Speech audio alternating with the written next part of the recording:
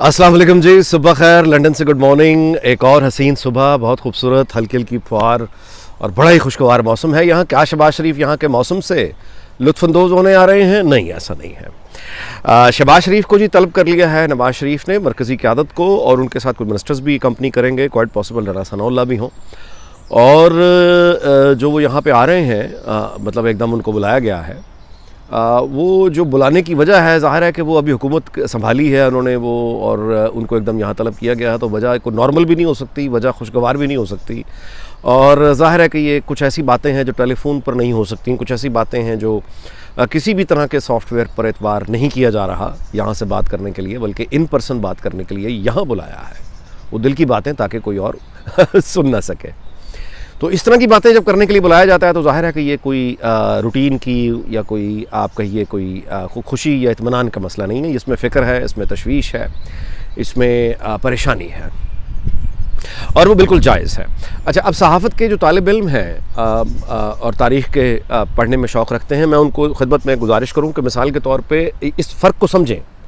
ये जो कहा था ना, नून में से शीन निकल रही है, शीन में से नून निकल रही है, एस्टैब्लिशमेंट, मतलब कैसी कैसी सियासी ताकतें, कितने कितने लोग, ये मतलब तारीख़ का हिस्सा बन गए हैं खुद, लेकिन नून में से शीन नहीं निकली, शीन में से नून उस तरह से नहीं निकला। ओके, मगर इसका ये मतलब नहीं होता कि आपका यानी काम करने का अंदाज़ या सोचने का अंदाज़ या डीलिंग का अंदाज़, मतलब सियासत का अंदाज़, उस पर इत्तफ़ाक़ राय हो। ज़ाहिर है अपना अपना एक तरीका होता है, एक का तरीका कुछ है, दूसरे का तरीका कुछ है। तो ये वो बेसिकली इख्तलाफात हैं जिस पर नवाज़ शरीफ ने शहबाज शरीफ को यहाँ तलब किया। देखें ना, कुछ ऐसी बातें हैं जो वो फ़ोन पर, जैसे मैंने पहले गुजारिश की। अच्छा, अब वो तमाम लोग, मुस्लिम लीग के दोस्त ख़ास तौर पर सुन लें कि वो तमाम लोग या बाहर के भी लोग जो शहबाज शरीफ में एक लीडरशिप की क्वालिटी देख रहे थे कि पंजाब में कि वो बहुत अच्छे एडमिनिस्ट्रेटर है, कमाल कर दिया उनकी वर्किंग, और ये बिल्कुल शक व शुबा से बारह तर बात है, ये दुरुस्त बात है। लेकिन मैं गुजारिश शुरू से इनसे कर रहा हूँ कि शहबाज शरीफ जब वज़ीर आला पंजाब थे तो उस वक्त उनका बड़ा भाई जो लीडर है वो वज़ीर आज़म था।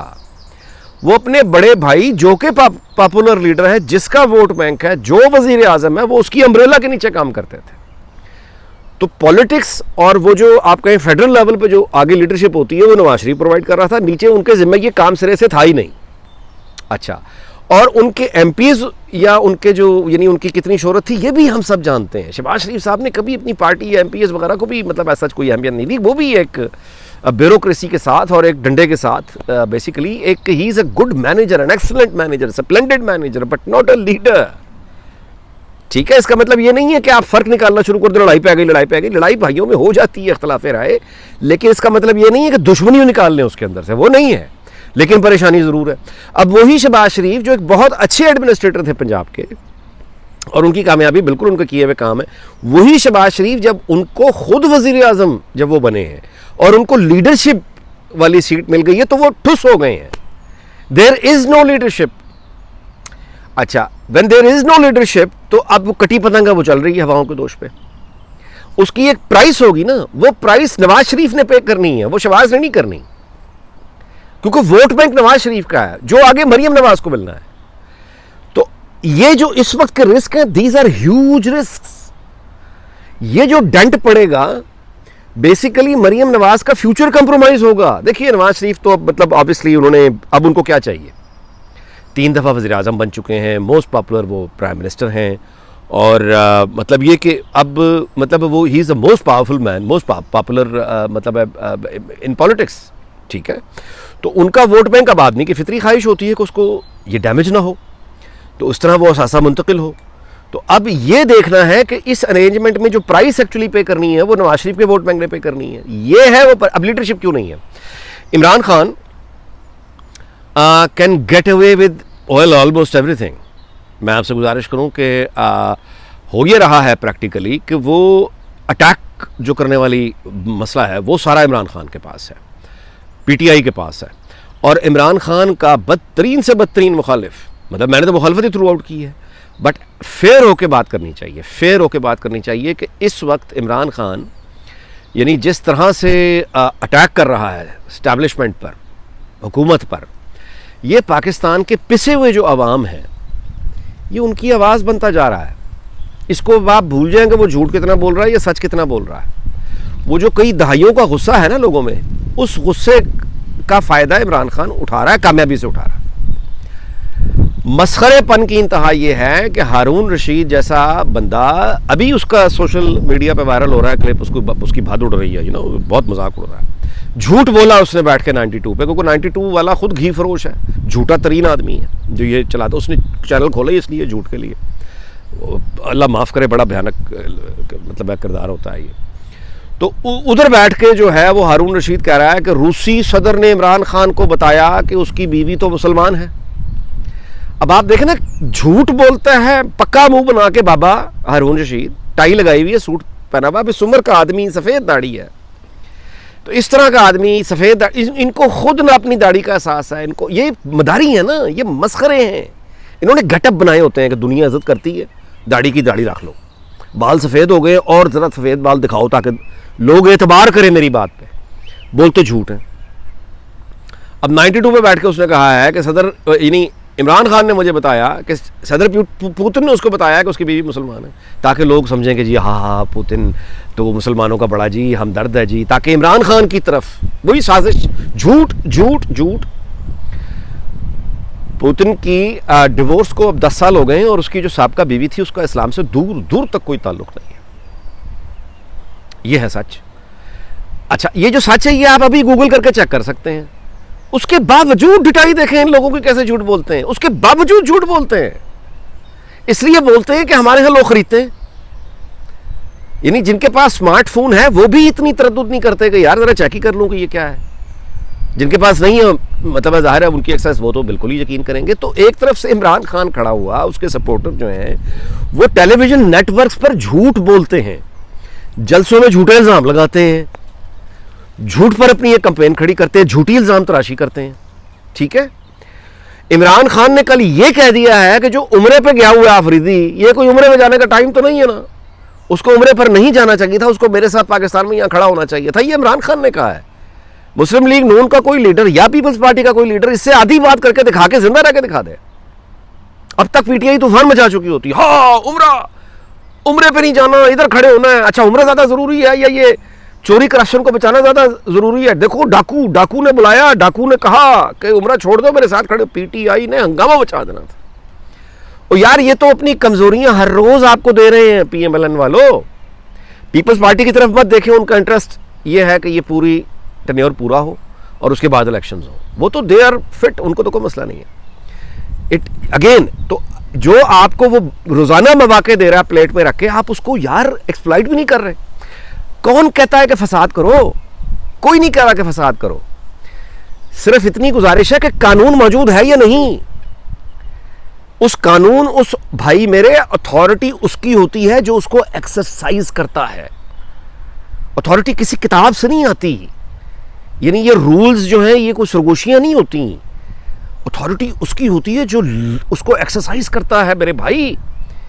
तो जो गवर्नमेंट है, एक इंटीरियर मिनिस्टर बंदा रखा हुआ राना सनाउल्लाह, और राना ठुस बना, वो राना ठुस हो गया है, ठुस। मैं ये नहीं कह रहा कि कोई लड़ाइयां होने जा रही हैं, ये मैं ये कह रहा हूं टाइम ये बहुत थोड़ा बड़ा क्रिटिकल टाइम है।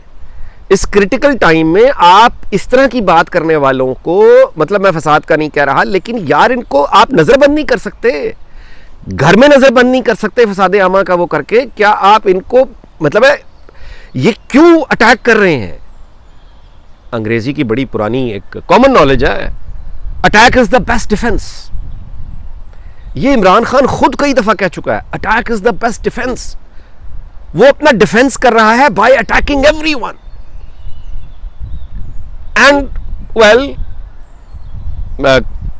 मतलब द आयरनी इज कि ही इज, मतलब समहाउ समवेयर, मे बी बहुत बड़े पैमाने पर नहीं लेकिन दरमियाने पैमाने पर वो कामयाब हो रहा है। उसकी कामयाबी की वजह, उसका अटैक करना बिल्कुल वो एक स्ट्रेटजी उसकी ठीक है, लेकिन उसकी कामयाबी की बड़ी वजह हुकूमत और एस्टैब्लिशमेंट का डिफेंसिव होना है। डिफेंसिव, वहां से मुक्के आ रहे हैं, आप ऐसे ऐसे किए चले जा रहे हैं और साथ में एक बयान जारी करवाते हैं, कभी ऑफिशियल कभी अनऑफिशियल, कभी इससे कभी उससे, कभी फलां से कभी फलां से बयान का जारी कराते हैं। अब हम बर्दाश्त नहीं करेंगे, बहुत हो गया, बस बर्दाश्त नहीं करेंगे, अगला आंदा ठा मार दे।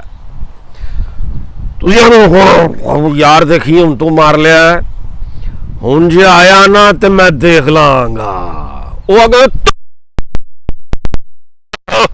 बड़ी बड़ी पई हुन मारेगा तो फिर मैं देख ला, अगला आंदा छोड़ मार। यार बात यह है कि वो जो थप्पड़ मार रहा है उसको तो आप जाहिर है जो कहेगा वो बड़ा कहेगा बड़ी जाती कर रहा है, बड़ी जाती कर रहा है, लेकिन वो जो सामने खड़ा होकर खाली धमकियां दे रहा है, मैं देख लांगा, मैं देख लांगा, छोड़।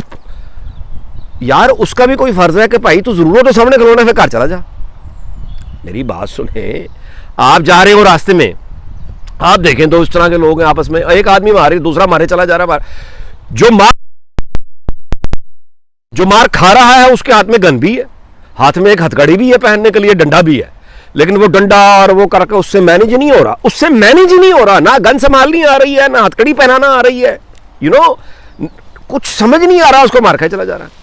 तो ऐसी सूरत हाल अगर आप देखेंगे तो आप ये कहेंगे, एक तो मारने वाले को कहेंगे कि यार तुझे आती कर रहे हैं, माड़ा बंदा है, नो मरी जा रहे हैं, लेकिन वो जो जिसके हाथ में सारी चीजें और खड़ा हुआ मार खाया जाए उसको भी जाके आप कहेंगे कि मेरे भाई ये जो चीजें तुम पकड़ के चलते हो ना, इनका इस्तेमाल सीखो, और अगर इस्तेमाल नहीं करना आता भाई घर चले जाओ, ये वरना बहुत मारेगा तुम्हें।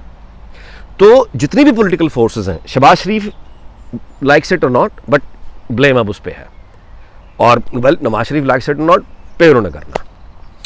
तो या तो आप आगे बढ़ के, मतलब है मैं ये नहीं कह रहा फसाद कर दें, लेकिन जो फसाद करने वाले लोग हैं, शरंगेज लोग हैं, उन्हें लिमिट करें। कानून मतलब है हरकत में आना चाहिए, पता चलना चाहिए, नहीं करेंगे तो वो मारता चला जाएगा, और बाद में करने की कोशिश करेंगे तो फिर वो आई डोंट नो कि किस तरह का इंपैक्ट हो। वीलॉग बड़ा लंबा हो गया, इख्तिताम इस बात पे करता हूं। देखिए, इसका इलाज पॉपुलर लीडरशिप, इसका इलाज नवाज शरीफ जो कि बरतानिया में बैठा है। नवाज शरीफ की पाकिस्तान वापसी ज़रूरी है। नवाज शरीफ होगा जो पॉपुलर लीडरशिप देके इमरान खान के बयानियों को स्मैश कर सकता है। He is the only one जो इसको स्मैश कर सकता है, इमरान खान के बयानियों को। ये काम सिर्फ नवाज शरीफ कर सकता है, ठीक है। तो पॉपुलर लीडरशिप यानी नवाज शरीफ और मरीम नवाज। अब आपने मरीम नवाज का क्या यूज़ रखा हुआ है, माफ़ कीजिएगा भाई, जिसने लीडरशिप दिखानी है प्राइम मिनिस्टर ने, वहाँ तो है कुछ नहीं, ठुस। इंटीरियर मिनिस्टर ठुस, स्टैब्लिशमेंट भी अल्लाह मतलब ज़ाहिर ठुस, पंजाब हुकूमत वो भी एक गवर्नर का नहीं मसला हल कर पा रही। यार वो पागल आ गए, आप क्या कर रहे हैं? आप तो एक्सपीरियंस्ड है ना, ये टेक्निकलिटीज ना समझाना शुरू कर दें। ये होगा कुछ करें यार, मतलब है कोई करते हुए कुछ अच्छा, अब पंजाब में भी कुछ दिखाई नहीं दे रहा, उधर भी कुछ दिखाई नहीं दे रहा। जवाब क्या है? मरीम नवाज। मरीम नवाज जलसे पे चली जाए, मरीम नवाज लोगों को अट्रैक्ट करे, मरीम नवाज इमरान खान को चैलेंज करे, मरीम नवाज इसके झूठ का जो है वो पाश करे। मरीम नवाज ये करेगी, उसके तो घर का उसका वोट बैंक है, उसकी पार्टियों को तकलीफ होगी, वो करेगी, लेकिन सारा बोझ मरीम नवाज पे डाल देना ये इंसाफ है? अगर आप कुछ कर ही नहीं रहे हैं हाथ में, मरीम नवाज के पास तो ऑफिशियल पोजीशन कोई नहीं है कि वो पुलिस को जो ऑर्डर करे। मरीम नवाज के पास तो ऑफिशियल पोजीशन नहीं है कि वो रेंजर्स को कहे, वो तो सजेस्ट ही कर सकती है। तो जो काम आपके करने के हैं वो तो करें, और नहीं कर सकते माफ कीजिएगा तो मेरा ख्याल है इसलिए आपकी तलबी हो गई है, यहाँ नवाज शरीफ ने कर ली है। एंड आई होप के सेंस प्रिवेल, और स्टेट को अपनी अथॉरिटी रीस्टैब्लिश करनी पड़ेगी, वरना इमरान खान ने यह रास्ता जिसको दिखा दिया है ना रास्ता, इस रास्ते में चलते हुए फिर अगले दूसरे लोग आएंगे कि अच्छा यानी स्टेट डरती है, 150 मतलब बंदा ये अच्छा डरती है, तो फिर तो जत्थे आएंगे। तालिबान बहुत दूर नहीं है हमसे। अल्लाह ताला पाकिस्तान को शाद रखे, आबाद रखे, पाकिस्तान के हर हमसाए भारत, चीन, ईरान, अफगानिस्तान सबको शाद आबाद रखे, अमेरिका, बरतानिया, जापान से लेकर वेनेजुएला तक सारी दुनिया को शाद रखे। आपका बहुत बहुत शुक्रिया। अल्लाह हाफिज़।